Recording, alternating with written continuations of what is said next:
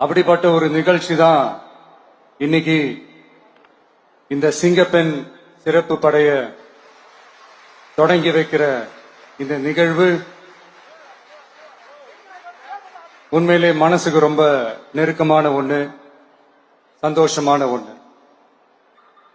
நம்ம பாட்டி, அம்மா, அக்கா, தங்கைகள், ஒவ்வொரு வீட்டில் இருக்கிற பெண் குழந்தைகள், இவங்க எல்லாருக்குமான பாதுகாப்பை உறுதி செய்வோம்னு சொன்னோம். ஆனா அது எலெக்ஷனுக்காக மட்டுமே கிடையாது. மனசுல இருந்து நிஜமா, உண்மையா, உணர்வு பூர்வமா சொன்னதுதான். பெண்களுக்கு எதிரான இந்த கொடுமைகள்ல நமக்கு எப்பவுமே 0 டாலரன்ஸ் தான். அதுல ரொம்ப உறுதியா இருக்கிறோம். சோ சொன்னது எல்லாமே செய்யணும். கொஞ்சம் கொஞ்சமா, படிப்படியா அதை செயல்ல கொண்டு வரணும். அதுல ரொம்ப தெளிவா இருக்கிறோம். அதனாலதான் ஆட்சிக்கு வந்த உடனே இந்த குறைஞ்ச நாட்களுக்குள்ளேயே இதை நடைமுறைக்கு கொண்டு வந்திருக்கிறோம். தமிழ்நாட்டில் இருக்கிற பெண்கள், பெண் குழந்தைகள் எல்லாருமே பாதுகாப்பா, தன்னம்பிக்கையோட இருக்கணும். அதுக்கான முதல் கட்டம் தான் இந்த ஸ்டெப்.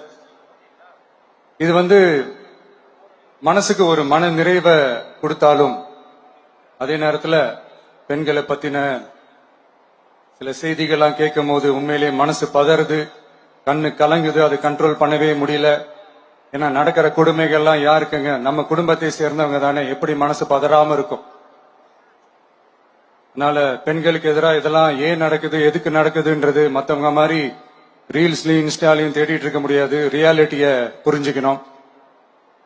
சோ இந்த பிரச்சனைகள்லாம் ஏன் நடக்குது அப்படின்றத அனலைஸ் பண்ணி பார்க்கும்போது சுத்தி சுத்தி பாத்தீங்கன்னா ஒரே இடத்துலதான் நிக்குது. போதை பொருள் நடமாட்டம். அதை வேரோட பிடுங்கி எறியணும்.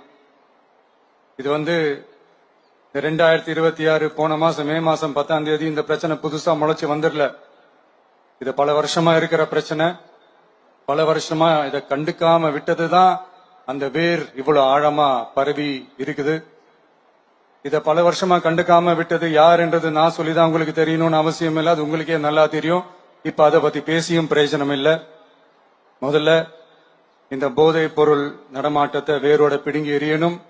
அப்படி எரிஞ்சாதான் இந்த பெண்களுக்கான இந்த சேஃப்டி ரொம்ப ஸ்ட்ராங் ஆகும். இது ரெண்டுமே ஸ்ட்ராங் ஆனாலே ஆட்டோமேட்டிக்கா சட்டம் ஒழுங்கும் சரியாகும். இந்த 3 விஷயம் சொன்னல, இந்த போதை பொருள் நடமாட்டம், பெண்களுக்கு எதிரான இந்த கொடுமை, இந்த சட்டம் ஒழுங்கு, இது 3மே ஒண்ணுக்கு ஒண்ணு இன்டர்லிங்க்ட் தான். இதுவும் இப்ப புதுசா வந்த பிரச்சனை கிடையாது. பல வருஷமா இது இன்டர்லிங்க்டா தான் இருக்குது.